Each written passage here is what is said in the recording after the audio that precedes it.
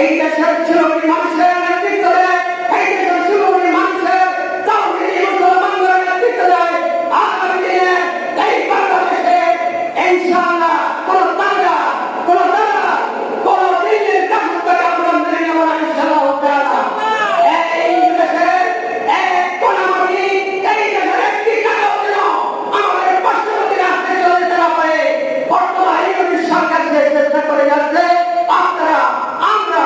আমরা চেষ্টা করবো সমাজভাবে এই দেশকে লুট করেছে পাকিস্তানিরা 25 বছরে যা লুট করে নিয়ে গিয়েছে, এই পুনরবস্থানে তার যে হাজার গুণ এই দেশের মানুষের সম্পদ লুট করেছে, মানবের ইজ্জত লুট করেছে, এই দেশের মানুষকে রাস্তায় নামিয়েছে, ফকির বানিয়েছে, আমাদেরকে অষ্টম শ্রেণীর নাগরিকতাতে পরিণত করেছে, বলেছে সেক্রেটারি পালায় নাই।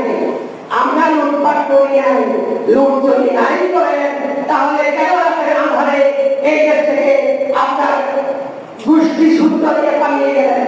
আমরা কোনোদিন এই দেশে এই ধরনের লুটের স্থান যাব না ইনশাআল্লাহ। সকলের উপস্থিতি,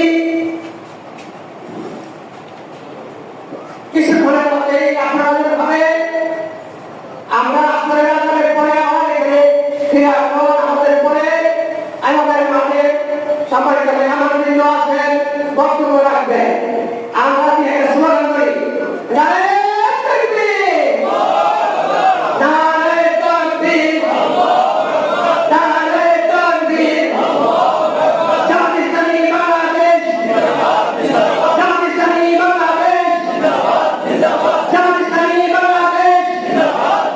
ঈদ পুরোপুরি সফল হোক, সফল হোক। ঈদ পুরোপুরি, ঈদ পুরোপুরি। নারে তাকবীর, নারে তাকবীর। আপোষটা সংগ্রাম, আপোষটা সংগ্রাম, আপোষটা সংগ্রাম। ক্ষমতা না রাজপথ, ক্ষমতা না রাজপথ। জি, সবাই উপস্থিতি পূর্ববাসে